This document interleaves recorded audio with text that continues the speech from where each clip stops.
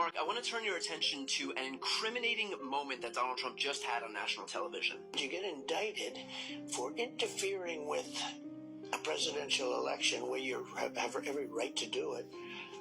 You get indicted and your poll numbers go up. When people get indicted, your poll numbers go down. Okay, that was Trump on Fox News saying that he had every right to interfere with the 2020 election. Every right to do it. Did he just admit to committing the crimes that he's been charged with in his 2020 election subversion cases? Yes, because Donald Trump had no right to interfere with the 2020 election. No one has a right to interfere with an election. And the fact that Donald Trump believes that he can go on national television and admit to election interference, and that it is just like saying the sun rose in the east and set in the west, or as he would probably say, rose in the west and set in the north. You know, the fact that he can do this so casually just shows how he is without any moral compass. He is without any sense of right and wrong. And, frankly, he has lost his fastball, if he ever had a fastball. Well, Jack Smith filed revised criminal charges against Trump in the federal election subversion case just last week. Do you think that those comments here that we just heard on Fox News will be used in court against him as further evidence? I think he's been fully indicted, but I definitely think we will see that clip played before a court and most likely before a jury before all is said and done. What people don't understand oftentimes is that they'll be like, but that's hearsay. What people don't understand is that when the criminal defendant says it, it's called an admission.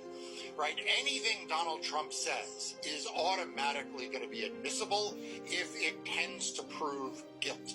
And certainly saying I engaged in election interference is an admission of guilt. So, you know, Donald Trump long ago gave up any effort to listen to his criminal defense lawyers. We don't even hear from the criminal defense lawyers anymore. We used to always hear these stories about conflict within his legal team, about what he could say or can't say or what their strategy was. If you notice, ever since the parking lot lady came on board, we don't hear that anymore, because all of the competent lawyers who thought that they could provide him with competent legal advice, they've either left or they've given up. They cash the check or the check bounced, because making statements like that are definitely not helpful to the plan of staying out of prison. Jenna Ellis is referred to as the parking lot lady. I'm assuming that's who you're talking about? No, it's Haba. It's the Alina one. Haba. Alina Haba, yeah. yes. By the way, if you notice, she looks more and more every day like Melania Trump. I'm just saying. In terms of where all that money is going for all these donations, she's got some nice handbags that she's walking around with. She's not afraid of flaunting them on her Instagram. So if anybody's wondering where all of their donations are going for Donald Trump, we have our answer. Yeah, she recently gave a tour of the decrepit airplane that he flies. It is an old airplane. Yeah. You know, this plane he's got. And she is like walking up and down the aisle, like pointing out how wonderful and luxurious this decrepit airplane is. Yeah. Which is not something you usually get from your lawyer. But now, in terms of Donald Trump being able to, in the courtroom, defend himself from this, is it true that the only way he could actually be able to defend against the charges that he did indeed confess to this crime would be if he himself took the stand and nobody else could speak on his behalf? He could try to defend it if he took the stand, but what the hell would he say if he took the stand? I mean, he said what he said. He said what he said at the National Mall on January 6th. He said what he said in the lead-up to the violent insurrection on January 6th. He said what he said on that phone call with Brad Raffensperger, where he asked the Secretary of State to find votes that don't exist.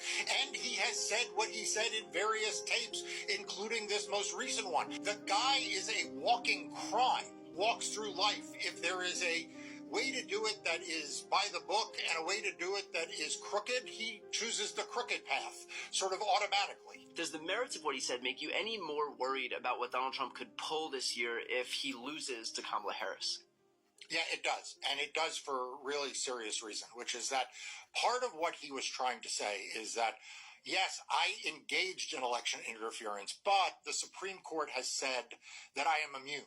I have, quote, every right to engage in criminal conduct, which not in the way Donald Trump is portraying it, to sanction criminal conduct if done by the President of the United States in the course of their official duties. Now, that last phrase, in the course of their official duties, though, is carrying a lot of weight, and he's ignoring that part. Do I think that the President of the United States should be able to commit crimes in the course of their official duties? Absolutely not. Did the Supreme Court get that wrong? Absolutely. But did the Supreme Court go as far as Donald Trump is suggesting, that he had every right, simply because he was president, to engage in criminal conduct? No, that isn't what the Supreme Court said. And Jack Smith returned a new indictment that strips out that language, deals with official conduct. And so Donald Trump is at his peril now in admitting to criminal conduct under this new indictment. Small step that we can all take in terms of signing up to help